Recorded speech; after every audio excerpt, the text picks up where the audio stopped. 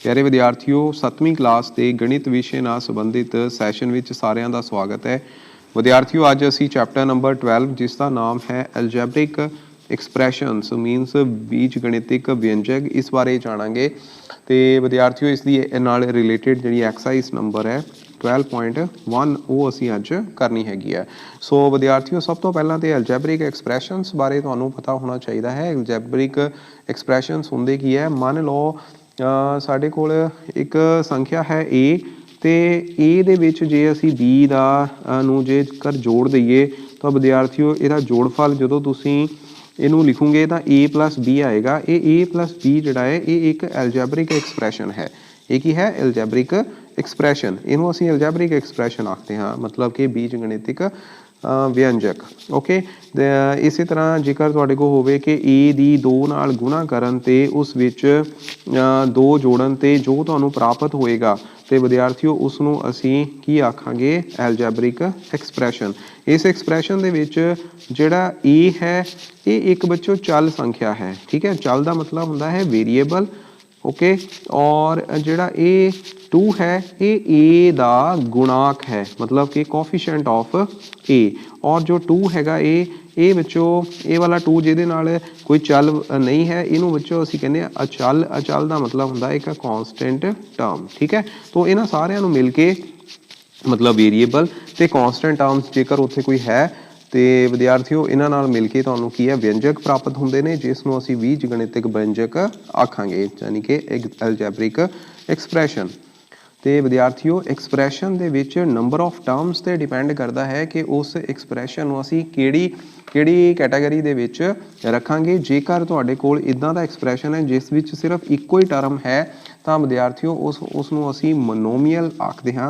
Monomial का मतलब हुंदा है एक पदी व्यंजक। ओके तो इस तरह विद्यार्थियों जेकर तुहाडे कोल कोई इदां दा एक्सप्रैशन है जिस विच 2 टर्म आ रही ने, जिद्दां कि एक्स विच जमा का निशान आ गया 1 प्लस एक्स, मतलब पहला एक आ गया फिर एक दे विच असी एक्स नूं जोड़ दिता तो विद्यार्थियों इनू असी कहने आ बाइनोमियल, ठीक है। बाइनोमियल का मतलब हुंदा है जिसनूं असी आखांगे 2 पदी व्यंजक। की आखांगे 2 पदी व्यंजक, इसनूं तुसीं नोट कर लेना है नाल ही, ठीक है। इस तरह होर एग्जाम्पल लैनी है 7x प्लस 3y, ये भी एक बाइनोमियल एक्सप्रैशन ही है।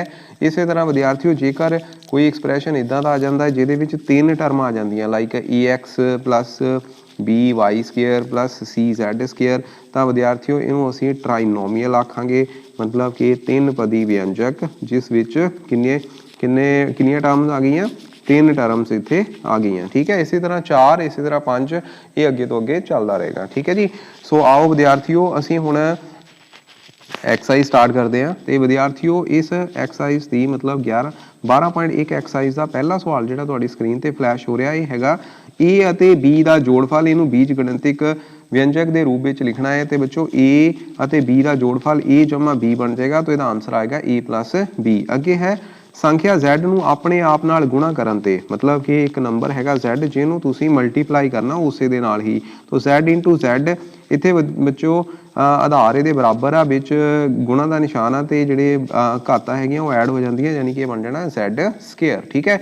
उस तो बाद X अते Y दे गुणनफल नूं M अते N दे गुणनफल विच जोड़ो, यानी कि पहला तुसीं X ते Y दा गुणनफल कढना है, फिर तुसी M ते N का गुणनफल कढना है, तो दोनों नूं तुसी की कर देना है जोड़ देना है। ये विद्यार्थियों तुहाडे कोल एक एक्सप्रैशन बन गया। उस तो बाद संख्या P नूं 5 नाल भाग करन ते, संख्या P है उन्होंने 5 नाल भाग कर दिता, तो उस तो बाद Q नाल गुणा करो, Q नाल गुणा की ये बन गया फिर PQ/5, इसका आंसर आ जाएगा, ठीक है। उस तो बाद नैक्सट हैगा Z दे अद्धे नूं संख्या T दे दुगणे विच जोड़ो, मतलब जिस तरह तुहानूं स्टेटमेंट दी है उहदे अकॉर्डिंगली तुसीं आंसर जिहड़ा वो देई जाना। Z दे अद्धे नूं, यानी कि Z दा अद्धा आ गया Z/2 नूं संख्या T दे दुगणे, T दा दुगना कितना आ जाना 2 गुणा T, ते विच जोड़ो यानी कि दोनों के विचकार आ जाना जोड़ का निशान, तो Z/2 प्लस 2T इसका आंसर आ जाएगा। उस तो बाद हैगा संख्यावां X अते Z दे वर्गां नूं जोड़ो, मतलब कि तुसी पहला Z दा मैं इत्थे कर दिना है 6वां सवाल x ਦਾ ਸਕੁਅਰ ਤੇ z ਦਾ ਸਕੁਅਰ ਦੋਨਾਂ ਨੂੰ ਵਿੱਚੋਂ ਅਸੀਂ ਕੀ ਹੈ ਜੋੜ ਦੇਣਾ ਹੈ। ਤਾਂ ਆਨਸਰ ਸਾਡਾ ਇਹ ਆ ਜਾਏਗਾ। ਲਾਸਟ ਇਹਦੇ ਵਿੱਚ ਹੈਗਾ ਸੰਖਿਆਵਾਂ x ਅਤੇ z ਦਾ ਜੋੜਫਲ ਇਹਨਾਂ ਦੇ ਗੁਣਨਫਲ ਵਿੱਚੋਂ ਵਿੱਚ ਘਟਾਓ। ਤੇ ਵਿਦਿਆਰਥੀਓ ਸਭ ਤੋਂ ਪਹਿਲਾਂ ਇਹਦੇ ਵਿੱਚ ਕੀ ਹੈਗਾ x ਤੇ z ਦਾ ਜੋੜਫਲ ਇਹਨਾਂ ਦੇ ਗੁਣਨਫਲ ਵਿੱਚੋਂ ਘਟਾਓ। तो विद्यार्थियों करना की है sum of the numbers x and z is subtracted from their product विचों आना इत्थे ठीक है गुणनफल विचों घटाओ ते सबट्रैक्टेड देयर प्रोडक्ट पहला ते z ते x दा प्रोडक्ट जिहड़ा xz आ जाएगा उस तो बाद इन्हां दा जोड़फल आ जाएगा ना x जमा z। तो इहदा आंसर आया x into z minus x plus z ये एक्सप्रैशन बन जाएगा। सो ये पहला सवाल सी हैगा विचों हेठ लिखिया विचों अचल पदां अते चल पदां नूं वख-वख करो मतलब find the constant terms and variable from the following. तो पहला क्वेश्चन जिहड़ा है इहदे विच 7 है ते 7 की है विचों एक अचल पद है यानी कि ये बन गया एक कॉन्स्टेंट टर्म ठीक है। तो नैक्सट है गया चल पद चल दे विच की है देखो एक्स वाई ये भी चल पद हो गया। इस तो बाद एक्स स्केयर बाय 2 ये भी एक चल पद है। इदां बच्चों ये हैगा 72/3z ये भी वेरीएबल आ गया ठीक है। इस तरह बच्चों ये भी एक वेरीएबल है। तो आ सारे की बन गए ये सारिਆਂ ਨੂੰ ਅਸੀਂ ਕਵਾਂਗੇ चल पद और ये जिहड़ा है ये की हैगा अचल पद। ओके पद का मतलब इत्थे की हुंदा है टर्म। जो थर्ड सम है ਇਹਦੇ ਵਿੱਚ ਕੀ ਹੈ ਹੇਠ ਲਿਖੇ ਵਿਅੰਜਕਾਂ ਵਿੱਚ ਪਦਾਂ ਅਤੇ ਉਹਨਾਂ ਦੇ ਗੁਣਨਖੰਡਾਂ ਨੂੰ ਲਿਖੋ means write the terms and factors for each of the following expressions. So विद्यार्थियों ये सवाल किद्दां करांगे आओ इसनूं करदे हां। सब तो पहलां ते तुसीं इत्थे एक्सप्रैशन लिख लो ठीक है। एक्सप्रैशन की जिहड़ा तुहानूं गिवन है उस तो बाद कॉलम बनाने हैं मतलब कॉलम इस तरह तुसीं लाइनां लगा लैणियां। उस तो बाद इत्थे बच्चे टर्म्स लिख लो ओके ते लास्ट विच इहदे विच असीं इहदे फैक्टर्स जिहड़े आ वो इत्थे लिख दिंदे आ ठीक है।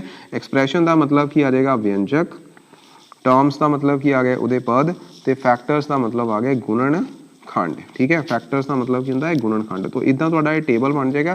तो पहला एक्सप्रैशन जिहड़ा इहदे विच है वो है 2x स्केयर प्लस 3yz ठीक है 3yz।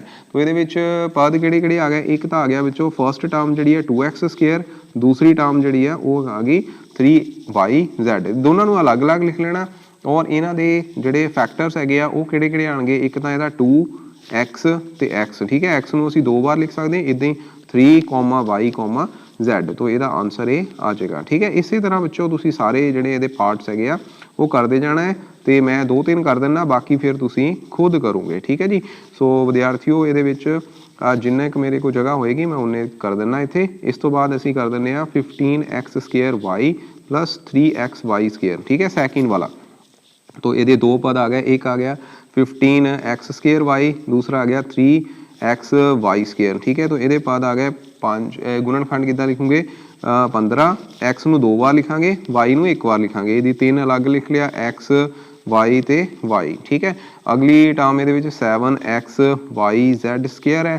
तो विद्यार्थियों ये सिर्फ एक ही टर्म है इस करके ये इत्थे सारे का सारा ये लिख लूँगे मतलब ये मोनोमियल बन गया एक तरह ना ठीक है। तो ये जिहड़े फैक्टर्स है वो किहड़े आ 7x y z ते इदां z नूं दो बार है तुसीं लिखोगे ठीक है। उस तो बाद विद्यार्थियों अगला हैगा 100pq plus 10p square Q square ठीक है। तो इनियां भी दो टर्म आ गई 100pq ते एक आ गई zp स्केयर क्यू स्केयर ठीक है। तो टर्म्स दे फैक्टर जिहड़े ने वो क्या ने 100p क्यू इहदी 10 p नूं दो बार लिखोगे इदां विद्यार्थियों क्यू नूं भी तुसीं दो बार लिखोगे ठीक है। तो ये थर्ड सम जिहड़ा तुहाडा इस तरह होना है। बाकी ये पार्ट्स जिहड़े ने वो ई ते एफ पार्ट ये हुण तुसीं खुद करने हैगे ने। सो विद्यार्थियों नैक्सट वधदे हां असीं क्वेश्चन नंबर 4 वाल। ये है दिते गए व्यंजकां नूं एक पदी दो पदी अते तीन पदी रूप विच वंडो। हुण इह विचों असीं सब तो पहला करके आए सी क्वेश्चन है इहदे विच 2 टर्म्स हैगियां ये बाइनोमियल एक्सप्रैशन बन गया यानी कि दो पदी व्यंजक इस तरह ये भी एक दो पदी व्यंजक है तुसीं इत्थे दो पदी लिख देना इदां ए ठीक है। इहदे विच तीन टर्मां हैगियां ने ये तीन पदी व्यंजक बन गया। इहदे विच बच्चों एक ही टर्म है ये एक पदी व्यंजक है। सिमिलरली 10 भी एक पदी व्यंजक है। इहदे विच बच्चों दो टर्म ने दो पदी व्यंजक है। इहदे विच दो टर्मां हैगियां ने दो पदी व्यंजक ये होवेगा okay. So next fifth question वाल वधदे हां। ये है दिते हेठ दिते व्यंजकां विचों ਵਿੱਚ ਹਰੇਕ ਹਰੇਕ ਵਿੱਚੋਂ ਸੰਖਿਆਤਮਕ ਗੁਣਾਕ ਲਿਖੋ। ਸੰਖਿਆਤਮਕ ਗੁਣਾਕ ਦਾ ਮਤਲਬ ਹੁੰਦਾ ਹੈ ਨੂਮੈਰੀਕਲ ਕੋਫੀਸ਼ੀਐਂਟ। ਠੀਕ ਹੈ, ਕੀ ਹੁੰਦਾ ਹੈ ਨੂਮੈਰੀਕਲ ਕੋਫੀਸ਼ੀਐਂਟ। ਦੇਖੋ 2x ਨੂੰ ਤੁਸੀਂ ਕਿਸ ਤਰ੍ਹਾਂ ਲਿਖੋਗੇ?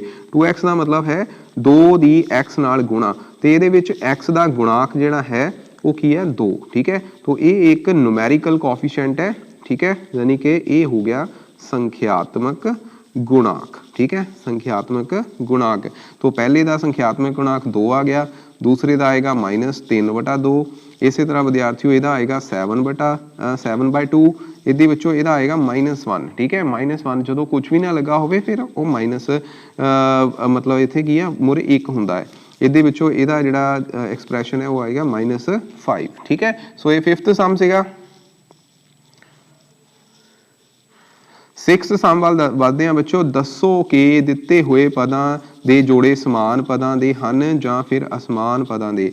तो ਵਿਦਿਆਰਥੀਓ ਸਭ ਤੋਂ ਪਹਿਲਾਂ ਤੇ ਤੁਹਾਨੂੰ ਇਹ ਵੀ ਇਸ ਚੀਜ਼ ਬਾਰੇ ਵੀ ਅਸੀਂ ਸਮਝ ਲੈਂਦੇ ਹਾਂ। ਕਈ ਵੇਲੇ ਕੀ ਹੁੰਦੇ ਐਕਸਪ੍ਰੈਸ਼ਨਸ यानी कि व्यंजक, जिदा हुण मैं मान लो एक 3x लिख दिता, दूसरा लिख दिता 3y। ठीक है, तो ये वेरीएबल x है, ये वेरीएबल y है, ये दोनों असमान पद हैं। ठीक है, की हैं असमान पद, मतलब ये कोएफिशिएंट ਜਿਹੜੇ ਆ ਉਹ डिफरेंट हो सकते आ, लेकिन वेरीएबल सेम होने चाहिए जे उन्होंने समान पद कहना है। ठीक है, जिदा कि हुण 3x तो इधर मैं लिखदा 5x, तो इन्हां दे विच दोनां दे विच की है वेरीएबल जिहड़ा है, वेरीएबल मतलब कि जिहड़ा चल हैगा वो की है सेम। ठीक है, सेम समान होने करके ये एक फिर समान पद होणगे, कोएफिशिएंट उत्थे डिफरेंट हो सकते हैं। तो विद्यार्थियों पहले दे विच की आ दिते हुए जोड़े ये की हो गए, इहनूं तुसीं की कहोगे समान पद कहांगे। ठीक है, ये की बन गया समान पद, मतलब कि एक लाइक टर्म्स हैं। ठीक है, लाइक टर्म। उस तो बाद देखो इत्थे माइनस दे 32 आ, पर ये माइनस दे 32x आ, इस करके ये बन गया असमान पद। ठीक है, असमान का मतलब की आ जाएगा अनलाइक।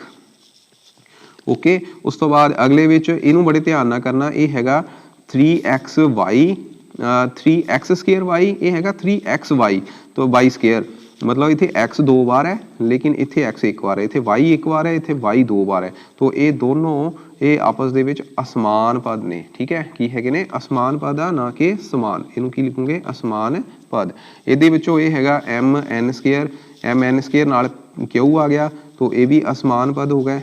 ठीक है, उस तो बाद 10 ते 15 ये विचों समान पद होंगे, क्योंकि एक न्यूमैरिकल कोएफिशिएंट ही है, ये वेरीएबल है जिहड़ा आ ओदी पावर जिहड़ी आ 0 आ। ठीक है, उस तो बाद अगला 8pq ते 32pq², ये भी विचों बन गया असमान पद। ठीक है, सो इस तरह ये सवाल करना हैगा।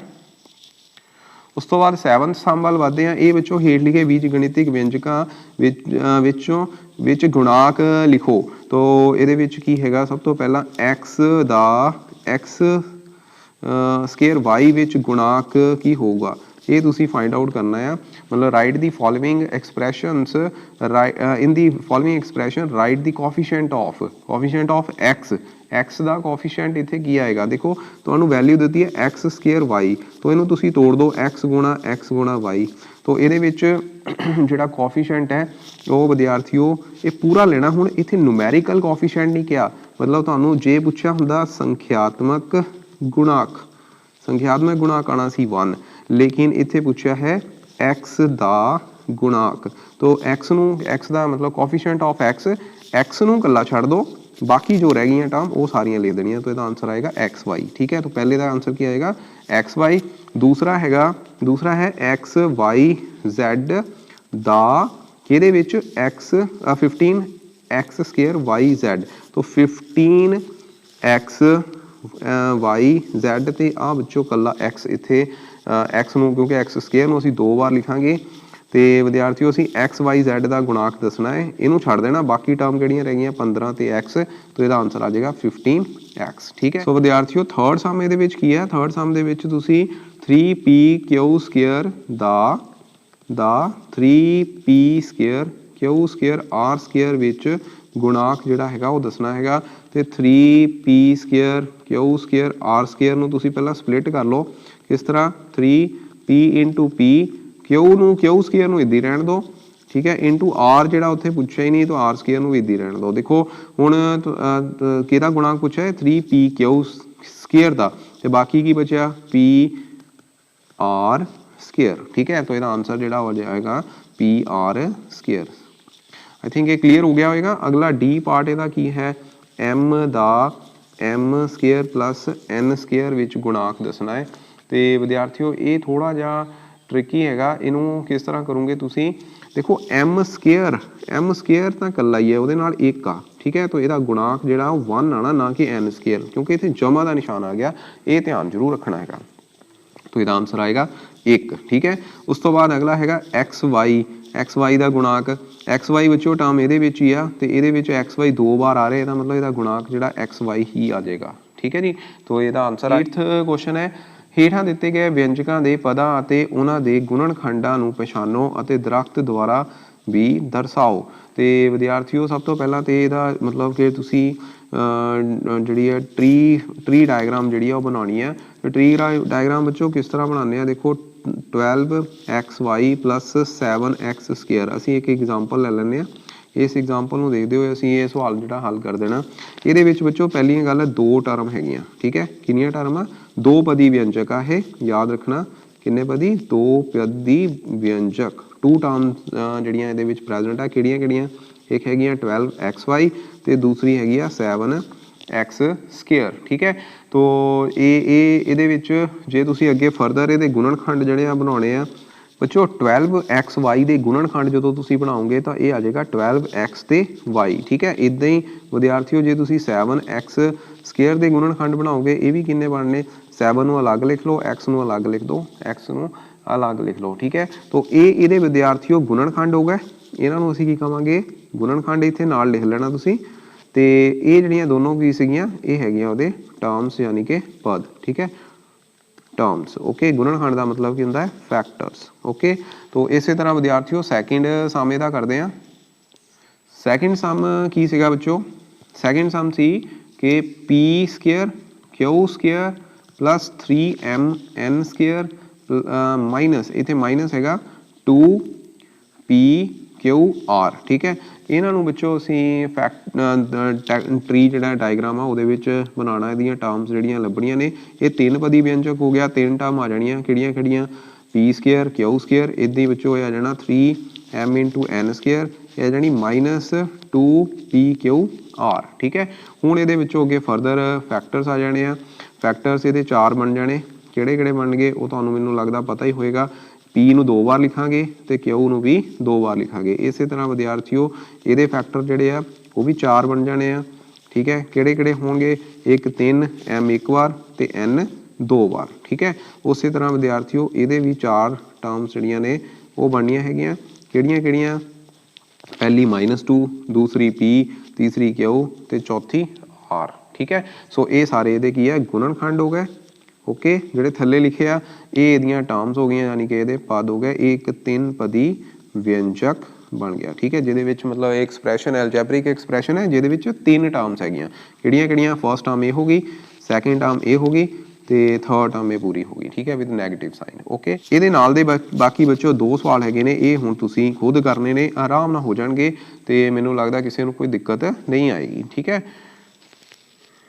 इस तो बाद विद्यार्थियों नैक्सट है MCQs। MCQs ਦੇ ਵਿੱਚ सब तो पहला है एक पद वाले व्यंजक ਨੂੰ ਕੀ ਕਹਿੰਦੇ ਹਨ। एक पद वाले ਨੂੰ ਬੱਚੋ ਅਸੀਂ ਇੱਕ ਪਦੀ व्यंजक ਕਹਿੰਦੇ ਹਾਂ यानी कि मोनोमियल। ठीक है इदां ही ਬੱਚੇ coefficient of x in question हैगा इन 8 माइनस x प्लस y तो ये x का कोफिशिएंट जिहड़ा है -1 आ। ठीक है तो आंसर आएगा -1। अगे हैगा हेठ लिखिया विचों किहड़े समान पद हैं तो समान पद दे विच बच्चों टर्म्स भी सेम होनी चाहिए तो बी आंसर जिहड़ा इहदा क्योंकि ये बीच की हैगा 15x ते 12x। ठीक है बाकियां दे विच इत्थे 7x 12y है, इत्थे 3xy 3x आ ते इहदे विच 2x हैगा ते -2yx हैगा। ठीक है पदां नूं जोड़ के की बनते हैं बच्चों, पदां नूं जोड़ के व्यंजक बनते हैं यानी कि एक्सप्रैशन बनते हैं तो इसका आंसर आएगा एक्सप्रैशनस। ओके सो ये एक्सरसाइज नंबर 12.1 तुहाडी कंप्लीट हो गई है तो विद्यार्थियों नैक्सट क्लास दे विच असीं 12.2 जिहड़ी एक्सरसाइज वो करांगे। ओके तो इन्हां नूं सारे बच्चों ने अपनी कॉपी के उपर कर लेना है। Thank you.